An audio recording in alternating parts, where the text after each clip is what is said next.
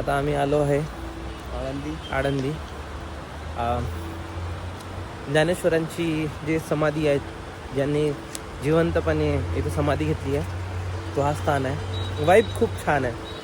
जर तुम्ही वाईब म्हणाल, वेदर म्हणाल, आणि ही जी नदी आहे, मला नाव नाही माहिती या नदीचं, पण खूप निर्मळ आहे, खूप निर्मळ आहे, स्वच्छ पाणी. आणि मी आज खूप सुंदर व्ह्यू आहे. आणि आज माझा पुण्यामध्ये आखरी दिवस आहे. माझी अशी अपेक्षा होती की मी आखरीचा दिवस हा कोणत्या तरी शांत जागेवर, एका निर्मळ जागेवर स्पेंड करावा. आणि आज म्हणून आम्ही आळंदीला आलो आहे.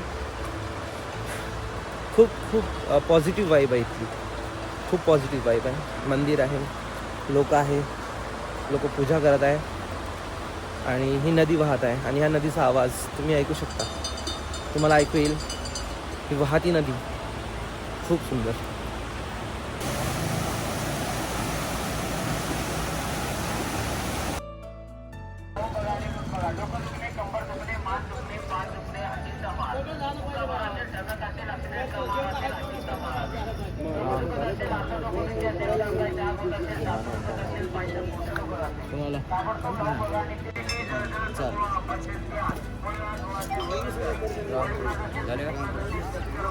तुम्ही म्हणजे स्वइच्छेनं मागता का? म्हणजे असं तुमचा रेट ठरवला नाही?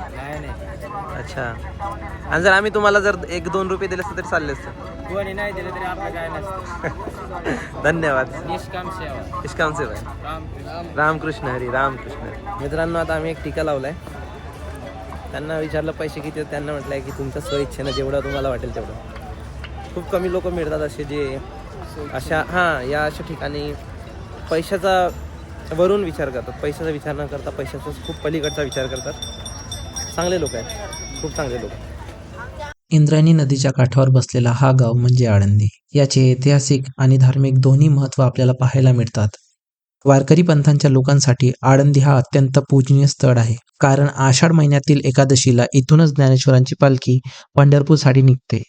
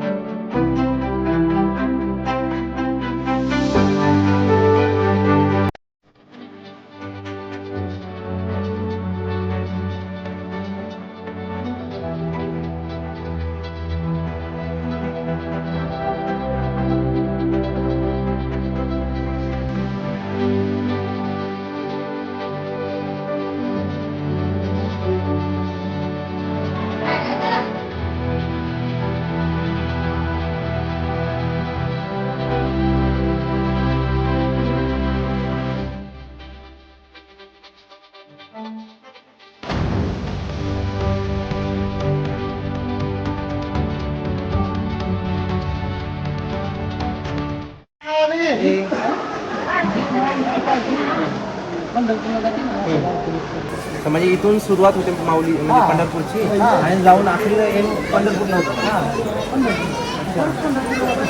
पंढरपूरहून परत जातो पूर्ण पाहिजे. 2000